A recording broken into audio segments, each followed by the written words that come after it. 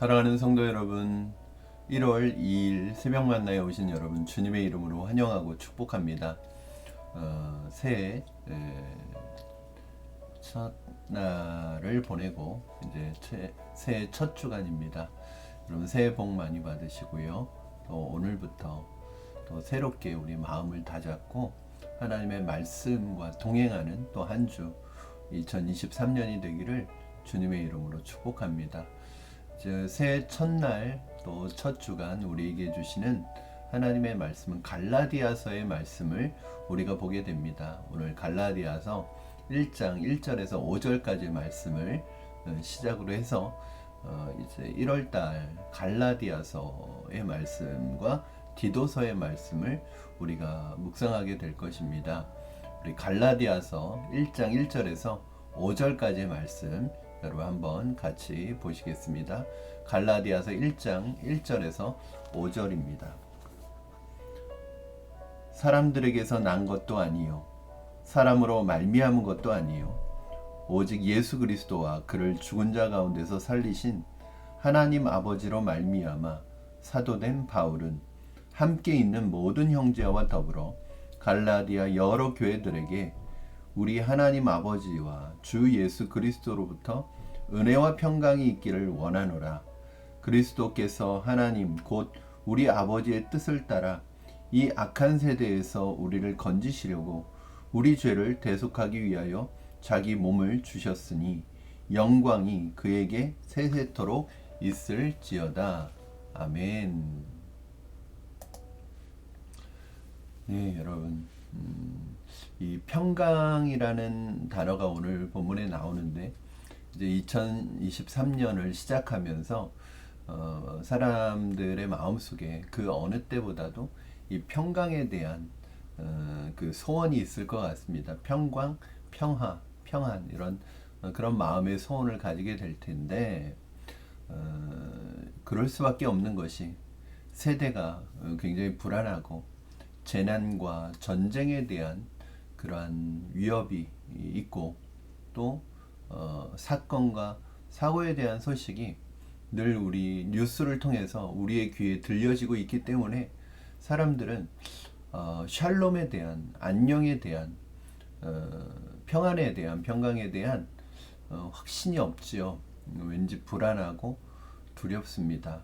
오늘 내가 집을 나서는데 내가 안전하게 또 집으로 돌아올 수 있을지 확신할 수 없죠. 그래서 뭔가 불안하고 두렵죠. 마음이 불안하고 두려우면 마음속에 평안이 이루어질 수가 없고 삶이 평안할 수가 없겠죠. 불안과 두려움이 있습니다. 그래서 평강이 더욱 간절한 때입니다. 그렇다면 이 평강은 진정한 평강은 어디에서 오는가? 오늘 이 부분을 여러분과 말씀 가운데 나누려고 합니다. 특별히 오늘부터 우리가 보게 되는 갈라디아서의 말씀은 사도 바울이 갈라디아 지역의 교회에게 보낸 편지입니다. 그래서 오늘 본문 1절에서 5절은 그 갈라디아서의 서론이라고 할 수 있는데 이 바울의 그 서신의 이 서론 중에서 특별히 로마서와 갈라디아서를 보면 그 서론을 보면 이 편지 전체에 성경 전체의 핵심을 잘 담고 있기 때문에 한번 우리가 잘 살펴보아야 합니다. 오늘 1절 말씀 먼저 보겠습니다. 1절 말씀 사람들에게서 난 것도 아니요 사람으로 말미암은 것도 아니요 오직 예수 그리스도와 그를 죽은 자 가운데서 살리신 하나님 아버지로 말미암아 사도된 바울은 처음 1절에서 바울은 자신의 사도성에 대해서 변호하고 변증을 하고 있는 내용입니다. 바울은 자신이 사도가 된 것은 사람에 의해서 된 것도 아니고 사람의 뜻에 의해서 된 것도 아니고 사람이 세운 게 아니라 우리 주님이신 그리스도와 하나님 아버지에 의해서 자신이 사도로 부름받고 세워졌다는 것을 강력하게 주장하고 있습니다. 바울이 이렇게 편지를 시작하자마자 자신의 사도성을 이렇게 강조하고 있는 자신의 사도성의 출처를 제시하고 있는 이유는 당시 갈라디아 교회 안에 바울의 사도성을 의심하고 사도됨을 부인하는 악한 자들이 있었기 때문에 이 부분에 대해서 바울이 변호할 수밖에 없었던 것이죠. 사실은 바울이 지금 이렇게 자신의 사도성을 변증하고 변호하는 이유는 그 사도라는 자리를 지키려는 것도 아니고 자신이 사도라는 것을 드러내고 싶은 마음이 있어서 그런 것도 아닙니다. 바울이 이토록 자신의 사도됨을 변증하는 이 노력을 하는 것은 사실은 그 사람과 메신저와 메시지는 하나잖아요. 만약에 자신의 사도됨이 부인되고 사도성을 의심받게 되어서 갈라디아 교인들이 자신의 사도됨을 의심한다면 그동안 바울이 갈라디아 교인들에게 가르쳐왔던 바울의 메시지인 복음이 의심받게 되는 상황이기 때문에 자신의 사도성을 이렇게 지키려고 강조하고 있는 것입니다. 여러분, 때로는 악한 자들이 우리를 모함하고 지도자들의 리더십에 손상을 입힐 때 그것이 내 개인적인 문제거나 내 개인적인 어떤 잘못이라면 포기해야 하지만 하나님의 명예가 걸려있는, 그래서 우리가 전한 메시지의 진정성에 문제가 걸려있는 것이라면 사실은 참고 포기하는 것이 아니라 오히려 더욱 적극적으로 자신을 변호하는 것이 오히려 복음을 위한 것이고 오히려 교회를 위한 것이고 성도들을 위한 것이지요. 어쩌면 악한 자들은 바울이 이러한 모함을 통해서 쉽게 물러나기를 원했을지도 모릅니다. 그렇게 된다면 갈라디아 교회 성도들을 자기들이 마음껏 요리할 수 있기 때문에 그렇게 했을 수도 있어요. 사랑하는 성도 여러분, 저는 지도자들이 하나님의 명예와 걸려있는, 하나님이 그동안 전해왔던 메시지와 가르침과 걸려있는, 가르침의 진정성과 걸려있는 문제라면 그것은 내 개인의 명예의 회복이 아니라 정말 하나님의 영광과 명예를 위해서 이 부분을 위해서 적극적으로 변호하고 적극적으로 그 부분에 변증해야 된다고 생각합니다. 바울은 지금 그런 마음인 거예요. 그 자리 때문이 아니라 자신에게 하나님의 영광의 문제가 달려있기 때문이죠. 그리고 성도들을 위한 결정이기도 합니다. 때로는 그냥 포기하고 그냥 가만히 있는 것이 가장 쉬운 방법일 수도 있습니다. 그러나 그것이 만약에 하나님의 영광을 잃어버리는 것이고 또 성도들을 잃어버리는 것이라면 오히려 그것은 어떻게 보면 직무유기일 수도 있다는 생각이 듭니다. 바울은 그런 면에서 자신의 사도성을 적극적으로 해명하고 또 변호하고 변증하고 있는 것입니다. 오늘 두 번째 우리가 서론에서 살펴보았던 그 주제가 나오는데, 진정한 평강은 어디에서 오는가라는 질문을 던졌었죠. 서두에서. 오늘 3절 말씀 여러분 같이 한번 읽어보겠습니다. 3절, 2절 3절 같이 읽을까요? 2절 3절. 함께 있는 모든 형제와 더불어 갈라디아 여러 교회들에게 우리 하나님 아버지와 주 예수 그리스도로부터 은혜와 평강이 있기를 원하노라. 수신자는, 발신자는 바울이고요. 수신자는 갈라디아 지역에 있는 여러 교회들이라고 이야기하고 있습니다. 그러면서 바울이 뭐라고 인사를 하냐면 은혜와 평강이 있기를 원하노라 이렇게 인사를 합니다. 굉장히 독특한 기독교식 인사입니다. 당시에 유대인들은 어떻게 인사했을까요? 샬롬이라고 했죠. 평강을 인사했어요. 그런데 기독교식 인사는 뭐냐면 은혜와 평강이 있기를 원하노라. 이 안에는, 이 짧은 구절 안에는 신학적인 내용이 담겨 있는데 평강, 샬롬이라고 하는 것과 은혜라고 하는 이 요소가 굉장히 밀접한 직접적인 관계가 있다는 것을 보여주고 있습니다. 여러분, 평강이라는 것이 무엇일까요? 평강은, 샬롬이라는 것은 무엇일까요? 전쟁이 없는 상태를 샬롬이라고 하지 않습니다. 그건 팍스라고 하죠. 로마식 평강이죠. 평화죠. 팍스. 그것은 전쟁이 없는 상태이지만 그렇다고 평안한 건 아닙니다. 성경이 말하는 샬롬은 뭐냐면 전쟁이 없는 상태가 아니라 관계가 회복된 상태를 말합니다. 즉 외적인 모습이라기보다는 내적인 것이고 마음의 상태를 말해주는 것이라고 볼 수 있습니다. 전쟁이 없어도요, 내 안에 평강이 없을 수 있어요. 그러나 내 마음이 평강이 임하면 전쟁이 있어도 그 평강을 누리는 것이죠. 그런데 오늘 본문에서는 진정한 샬롬을 경험하게 되는 그 관계의 회복은 어디에서 오느냐? 바로 하나님의 은혜에서 온다는 거예요. 은혜와 평강, 이 말은 뭐냐면 은혜가 있어야 마음에 평강이 있는 거죠. 즉 은혜가 없으면 평강도 없습니다. 은혜가 임해야 평강이 임하는 것입니다.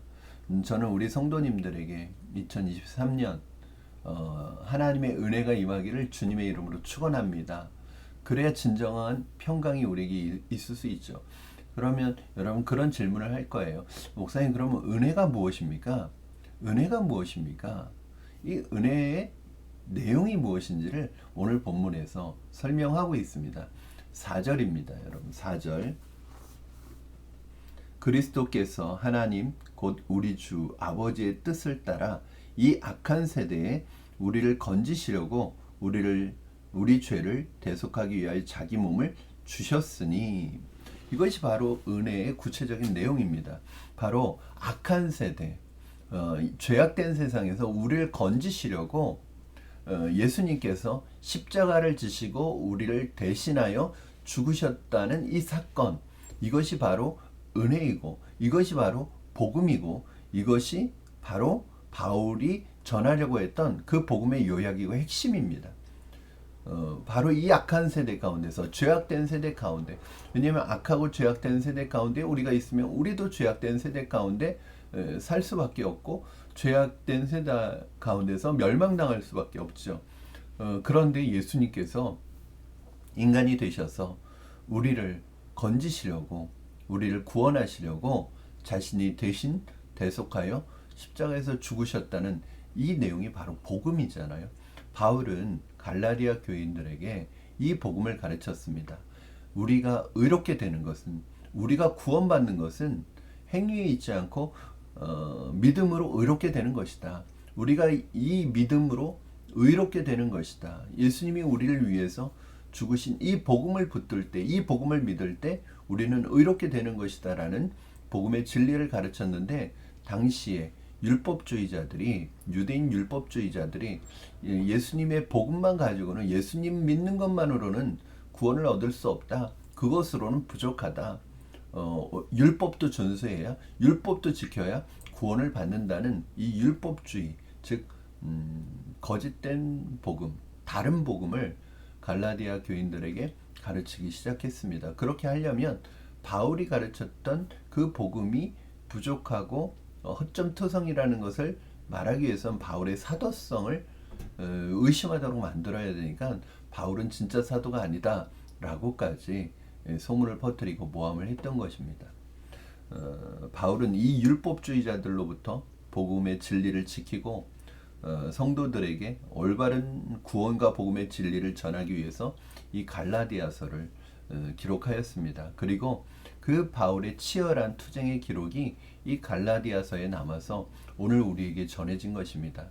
오늘 우리가 이 갈라디아서의 말씀을 보고 믿음으로 의롭게 되는 이신칭의의 복음을 우리가 배우고 알고 이것을 따라서 믿음으로 예수 그리스도를 받아들일 수 있다는 사실이 얼마나 큰 은혜입니까? 얼마나 큰 능력입니까?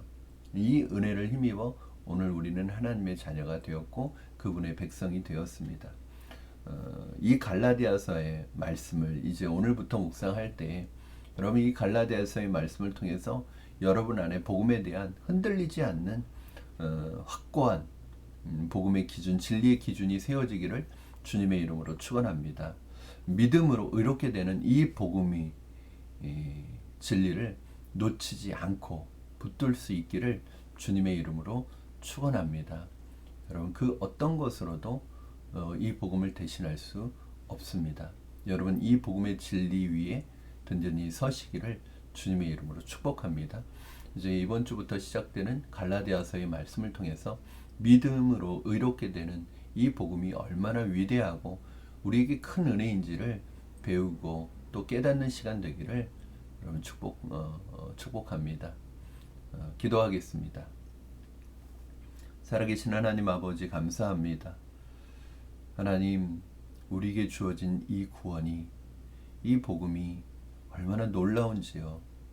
행위로 얻는 구원이 아니라 하나님, 행위로 얻는 구원은 우리의 힘으로는 도저히 하나님이 원하시는 수준에 이르를 수가 없습니다. 그러나 예수 그리스도를 통해서 이미 구원을 이루시고 누구든지 믿는 자는 구원을 받게 되는 이 이신칭의의 구원의 은혜를 우리에게 허락하신 하나님, 이 복음의 진리를 붙들게 하여 주시고 이 복음의 진리에서 흔들리지 않게 하여 주시고 바울이 이 복음을 붙들고 싸웠던 것처럼 우리도 이 시대에 행위 구원, 복음을 배제해버린 인간적인 구원의 방법과 싸우고 치열하게 이 복음의 진리를 지켜나갈 수 있도록 도와주시옵소서. 감사하며 예수님의 이름으로 기도합니다. 아멘. 사랑하는 성도 여러분, 오늘 말씀을 통해서 다시 한번 우리 안에 복음의 진리가 세워지기를 바라고, 갈라디아서 말씀은 어떻게 보면 로마서 이신칭의를 가르치는 로마서의 말씀보다 더 원색적이고 더 직접적인 복음의 진리를 선언하고 있는데, 이 갈라디아서의 말씀을 묵상하는 그런 시간 동안 여러분 안에 정말 복음의 진리가 바로 세워지기를 주님의 이름으로 축복합니다. 또 우리 안에 진정한 평안을 누리기 위해서 정말 예수 그리스도의 이 복음의 은혜가 여러분에게 충만히 임하는 시간들이 되기를 축복합니다. 여러분 죄송합니다. 화면이 잠깐 바뀌었었는데 여러분 한 주간도 은혜 가운데 평강을 누리시기를 바랍니다. 은혜로 충만하시기를 바랍니다. 사랑하고 축복합니다. 새해 복 많이 받으시고 오늘 하루도 이번 한 주간도 주님의 은혜 가운데